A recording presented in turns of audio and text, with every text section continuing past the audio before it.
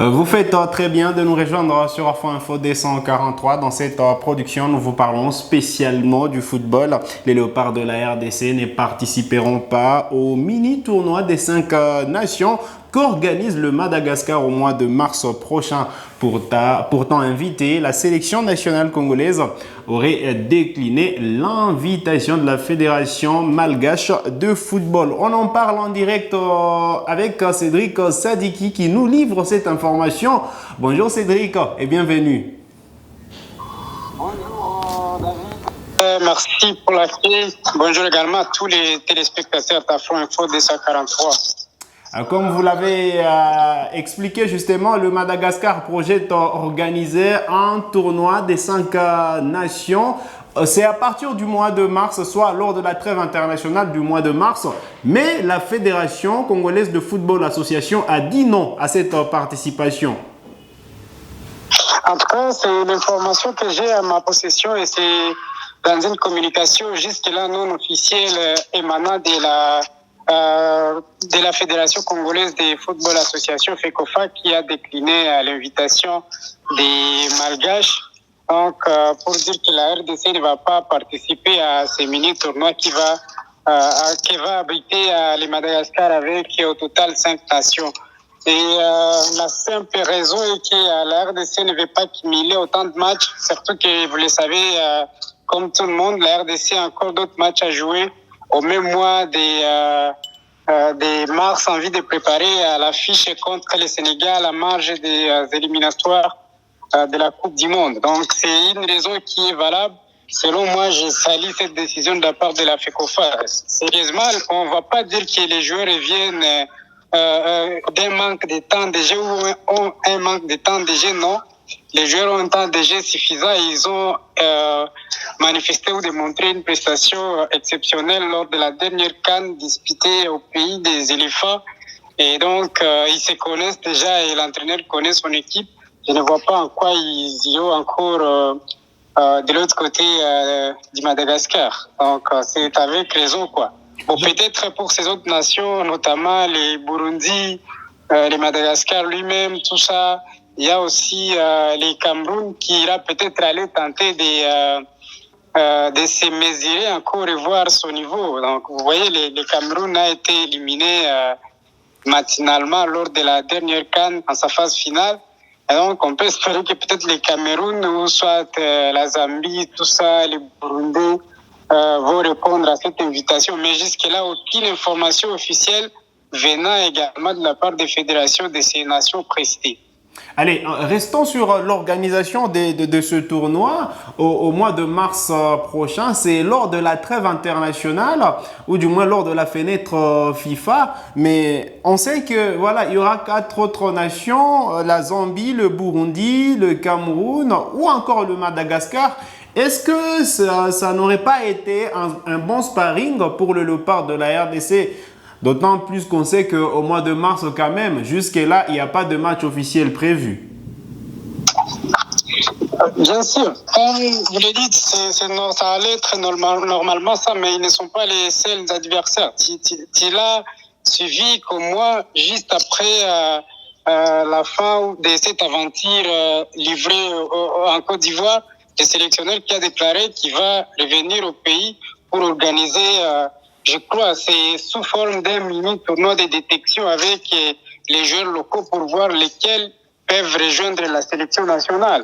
Donc, je crois que la RDC n'a rien perdu jusque-là et selon moi, le niveau de la RDC rassure à ce stade. Il y a des matchs qui vont se jouer. Jusque-là, on ne sait pas avec quel adversaire on va jouer ces matchs amicaux prévus au mois de mars, mais les choix reviennent aux sélectionneurs et donc on ne peut pas se précipiter jusque-là à commencer à avancer des arguments dans le sens où la RDC, comme elle ne veut pas prendre part à ces mini-tournois, aura mal fait et aura privé le temps de jeu à son équipe. En tout cas, il n'y a pas de raison à avancer dans ce sens. Bon, on a vu la prestation piètre, permettez de le dire, du Cameroun, une nation qu'on croyait être grande et qui est bien évidemment grande dans l'histoire du football africain ou continental, mais qui a fait une prestation en tout cas moins salitaire. Donc on peut se dire que la RDC peut se battre la poitrine, mais ce n'est pas la fin. Jusque-là, on a encore beaucoup à faire. On doit encore travailler et retravailler. C'est ce qui va nous permettre, bien évidemment, de mesurer les niveaux à une bas X ou Y par rapport à notre style que nous avons. On a une jeune équipe, on a des bons joueurs qui sont en train de briller un peu partout. Donc, on sent qu'on a une équipe et je ne vois pas en quoi les mini-tournois, manquer les mini-tournois en question va impacter la sélection. Oui, donc je crois que c'est ça. Peut-être, à mon avis, bon, je ne suis malheureusement l'idée, c'est un avis. Si les sélectionneurs allaient profiter de cette occasion, les joueurs locaux qui seraient terminés avec l'équipe César et aller.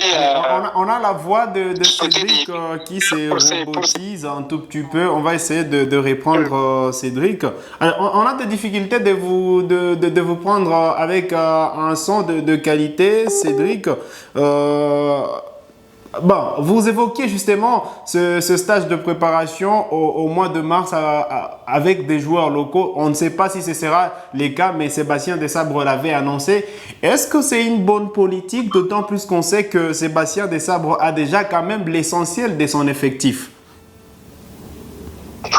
Oui, pour moi, c'est une bonne politique, une façon de propulser les jeunes qui sont restés presque invisible sur le plan sportif au niveau continental tout comme mondial. Donc, je crois que ça peut être une vitrine pour ces jeunes joueurs qui se démènent par-ci par-là et à mon avis, ça serait encore plus mieux s'ils passaient ou s'ils faisaient un tour dans les différentes provinces où s'organisent les championnats nationaux donc de la RDC, notamment la Lina Foot. Donc, qui ne s'arrête seulement pas à Lubumbashi ou encore à Kinshasa, puisque lorsqu'il s'agit de l'équipe nationale, après, on voit que Mazembe, V-Club qui donne des joueurs, alors qu'en province, on a des Dauphins Noirs, on a des grandes équipes qui ont des bons joueurs qui peuvent faire aussi quelque chose et qui peuvent être vendus, qui sont du moins prêts à être vendus au niveau international. Je crois que ça peut aider dans le sens de propulser ces jeunes.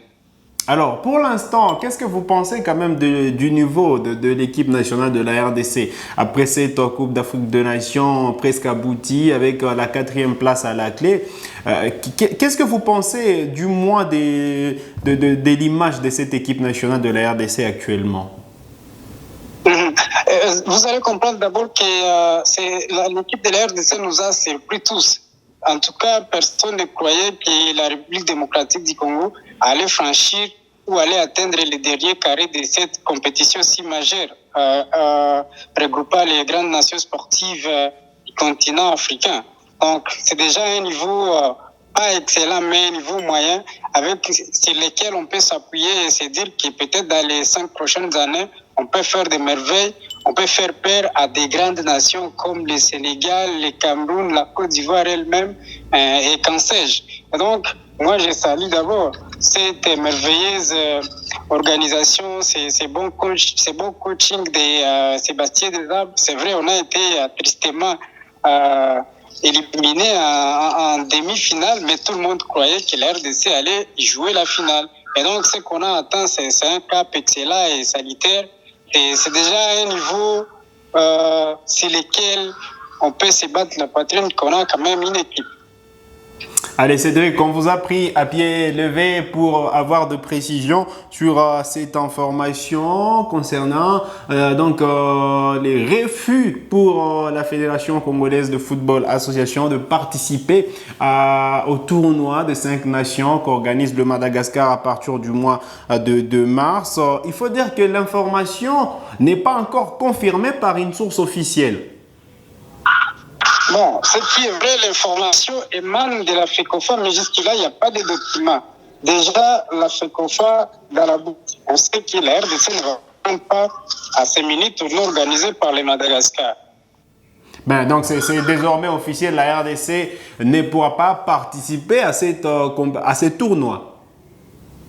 Exactement, puisque lors de nos récents posts, on a vu aucune contradiction de la part de la Fédé congolaise pour dire que c'est ça, bien sûr, l'information. C'est vrai, ça doit être fait de manière officielle, que la RDC décline l'invitation comme elle a été officiellement invitée, mais aussi on n'a pas vu l'invitation officielle de la part du Madagascar. On l'a attendu qu'au travers les médias, tout ça malgache, qui l'ont annoncé. Mais déjà, la RDC via aussi les médias sociaux, aussi les médias audio, tout comme visuel, commencent à diffuser la même information. Donc, c'est fait. La RDC ne va pas prendre du moins part à ces mini-tournois organisés par les Madagascar. Allez, c'était un plaisir de vous avoir en direct sur Afro Info D143, Monsieur Cédric. Le plaisir en est partagé. Allez, on espère vous retrouver très bientôt, sûrement. T'es dit? On espère vous retrouver très bientôt. En tout cas, avec plaisir. Merci. Et je serai à votre disposition. Merci. Pour parler ensemble de cette cohésion qu'a dorénavant l'équipe nationale congolaise. Merci Cédric Sadiki, journaliste sportif congolais qui nous a donc livré l'essentiel de ce qu'il faut retenir sur cette information. La RDC qui ne va pas participer au mini-tournoi des 5 nations qu'organisera le Madagascar au mois de mars prochain. Voilà l'essentiel de ce qu'il faut retenir donc aujourd'hui sur Afro Info D143 en ce qui concerne l'actualité football. Vous êtes nouveau à la chaîne, cliquez sur s'abonner, activez la cloche des notifications pour ne manquer aucune de nos prochaines publications. Likez cette vidéo si elle vous a plu et merci de nous avoir suivis. Vous êtes nouveau à la chaîne, cliquez sur s'abonner, activez la cloche des notifications pour ne manquer aucune de nos prochaines publications. Likez cette vidéo si elle vous a plu et merci de nous avoir suivis.